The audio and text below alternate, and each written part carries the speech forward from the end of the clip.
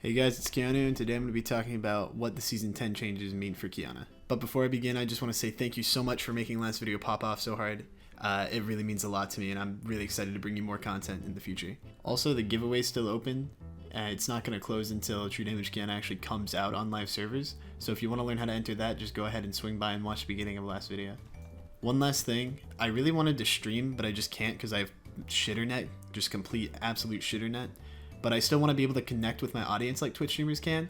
So I had the idea of maybe doing a Q&A. You can ask me questions about Qiyana or about myself or about my content and stuff like that. Drop anything in the comments or on Twitter and I'll look by them and maybe we'll make it into a video next week. Also, thank you so much again for enjoying my content. I know it's really scuffed and amateur, but I'm really passionate about it, and just knowing you guys are enjoying it makes me very happy.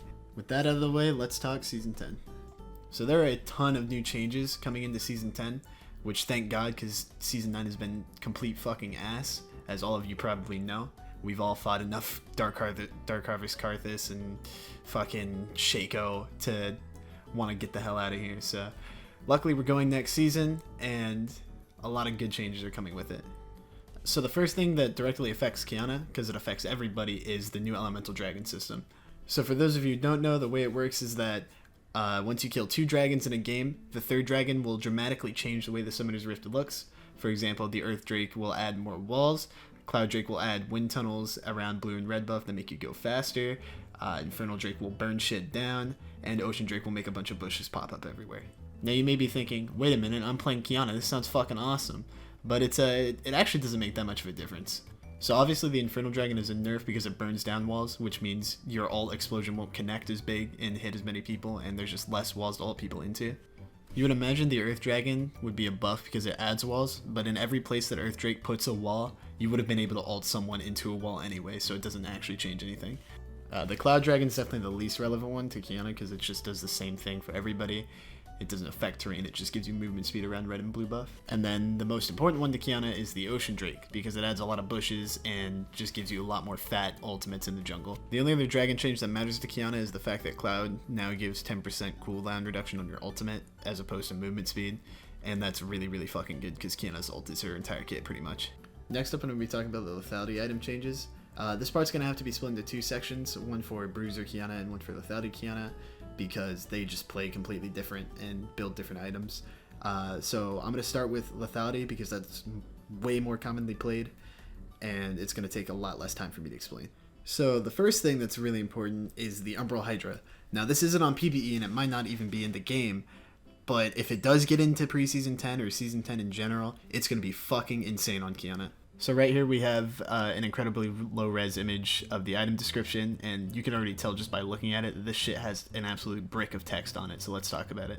Just the idea of having a lethality item that builds out of Tiamat is fucking crazy on a lot of characters, but especially on Qiyana, because that means you can get your Tiamat power spike and your Serrated Dirk power spike and still have a really, really strong early game instead of sacrificing that, 1,325 gold to get Tiamat in lane. So the thing gives 55 AD, 50% base health regen, and 12 lethality, and then it has the Tiamat on hit effect down there. But if you see the active, the first thing to note is that it's not a basic attack enhance similar to Titanic Hydra. It's more like Ravenous, which means that all of your combos and Tiamat cancels will still work once you complete the item.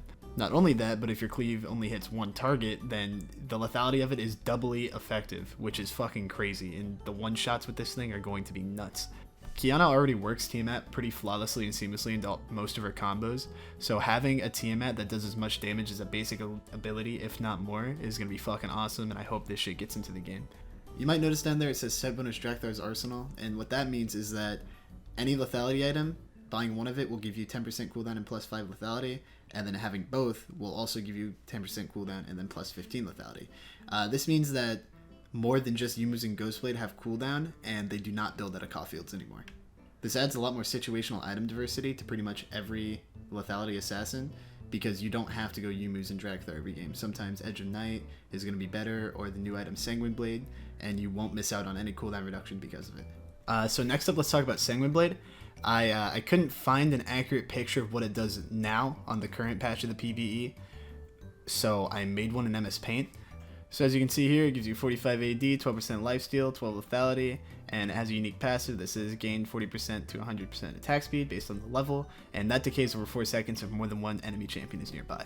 As you can imagine, lethality Qiyana doesn't really care about this item all too much. 45 AD just isn't a lot, 12% lifesteal doesn't do anything for her, and you one-shot way too fast for the attack speed to even matter.